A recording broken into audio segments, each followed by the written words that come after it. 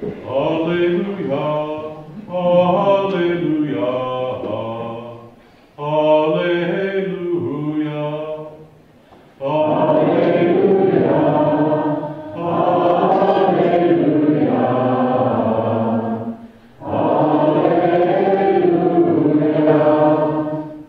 Open our hearts, O Lord, to listen to the words of your Son.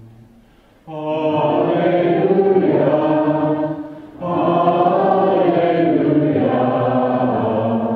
alleluia. The Lord be with you. And with your spirit. Reading from the Holy Gospel according to St. Luke. Glory to you, Lord. Each year, Jesus' parents went to Jerusalem for the feast of Passover. And when he was 12 years old, they went up according to the festival custom. After they had completed its days, as they were returning, the boy Jesus remained behind in Jerusalem, but his parents did not know it. Thinking that he was in the caravan, they journeyed for a day and looked for him among their relatives and acquaintances. But not finding him, they returned to Jerusalem to look for him. After 3 days, they found him in the temple, sitting in the midst of the teachers, listening to them and asking them questions. And all who heard him were astounded at his understanding and his answers. When his parents saw him, they were astonished, and his mother said to him, "Son, why have you done this to us? Your father and I have been looking for you with great anxiety." And he said to them, "Why were you looking for me? Did you not know that I must be in my Father's house?" But they did not understand what he said to them. He went down with them and came to Nazareth and was obedient to them. And his mother kept all these things in her heart. And Jesus advanced in wisdom and age and favor before God and man. The Gospel of the Lord. Praise to you, Lord Jesus Christ.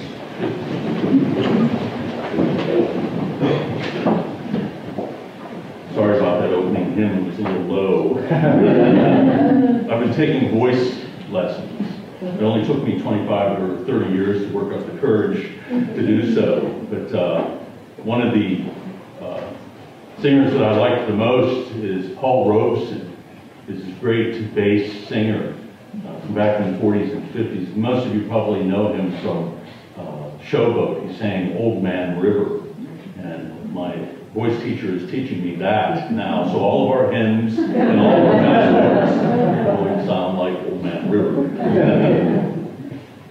We are privileged this year, as every year, to celebrate this feast of the Holy Family for one of the most beautiful representations of it, I think, here at the Oratory.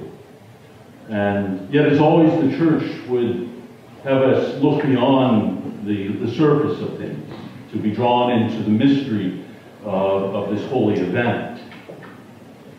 Not to be overly sentimental, as it were, or romantic about this feast day.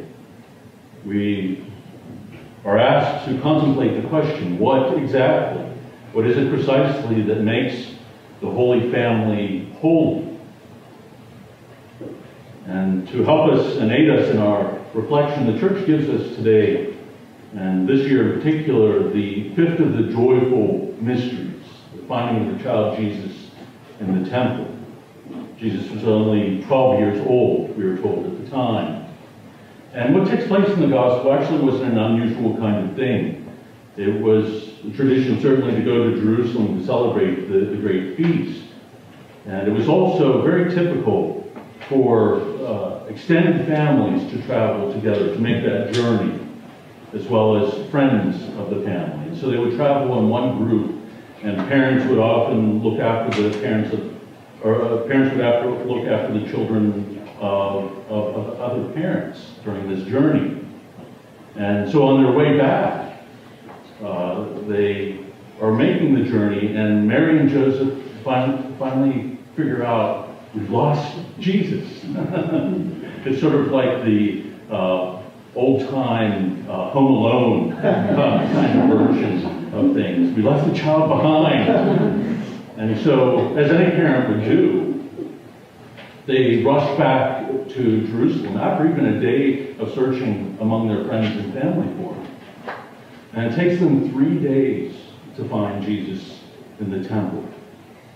And there they find him talking to and even teaching the great scholars and elders of the law, who were astonished that this little boy spoke with authority that rivaled any of them, his understanding of the scriptures.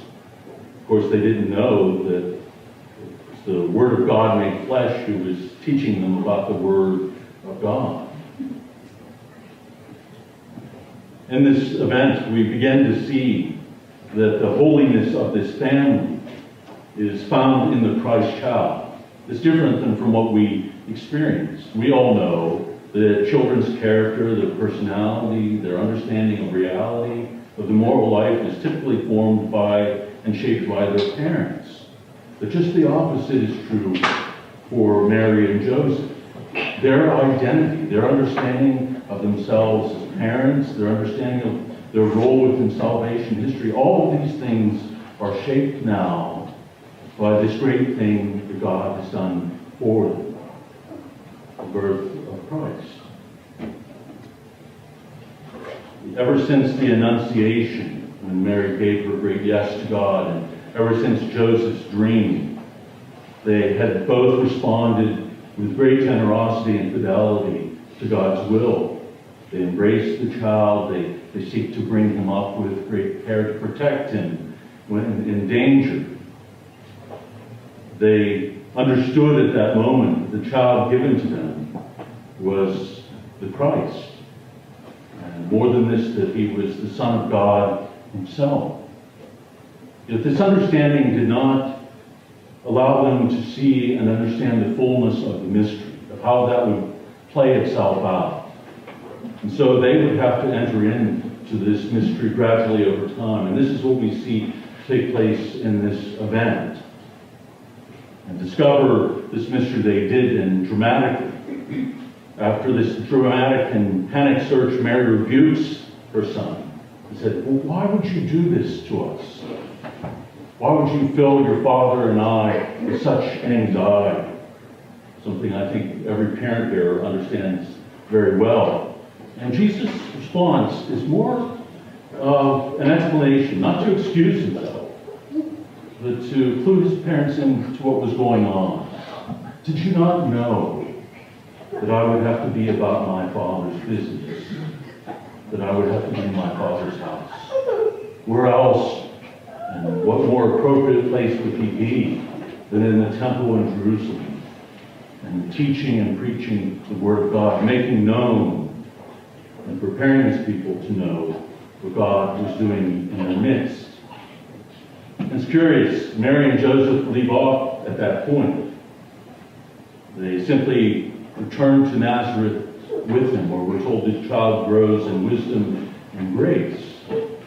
That they do the only thing that they have been able to do ever since his birth, and ever since the Annunciation. If you remember, Mary, when she is told by the angel that she's to bear the Son of God, that she ponders all of these things deep within her heart. She reflects upon these mysteries deep within her. And we hear the same thing today in the Gospel. Hearing her son's word, she and Joseph simply ponder the mystery, and they return home. They could not possibly understand at this point what this event in Jerusalem would lead to. Jesus doesn't upbraid them for the church. He rather wants to open their minds to the greater mystery. There is something in this event that they would only come to understand at the foot of the cross. Think about it for a moment. Jesus is lost to them for 3 days. In sorrow, in panic, they search for him. It sort of reminds us of Mary Magdalene going to the tomb in the middle of the night, even though all reason for doing so had vanished. And then the joy restored to them upon finding Jesus at the resurrection. Here, in this early event in Jesus' life, it already points to the far greater Passover that would take place, where Jesus would free us from our sin through his Passover, through his death and resurrection to new life. It is this mystery that the church wants us to penetrate as well. Not to allow this to be one moment in time, but rather a mystery that speaks to us for all time, of the mystery of God's love for us and his coming into our midst in his Son. It is this mystery that we must enter into wholly, for it is then that we can likewise be about the business of our Father, that we can embrace his will in our lives, as those who through Christ and through the mystery of the cross and through this Eucharist now find ourselves as having been made sons and daughters of God our Father. It is our gift now to share in the very life of the Most Holy Trinity, to become one with Christ, and so with him one with the Father in the unity of the Holy Spirit. Deification is our gift at Christmas. To have our humanity raised up to the life of the Holy Trinity, to be promised to share in the gift of eternity and the eternal life. Let's pray that God will give us the faith that we might come to see this truth with great joy, and that seeing it, we would embrace it fully.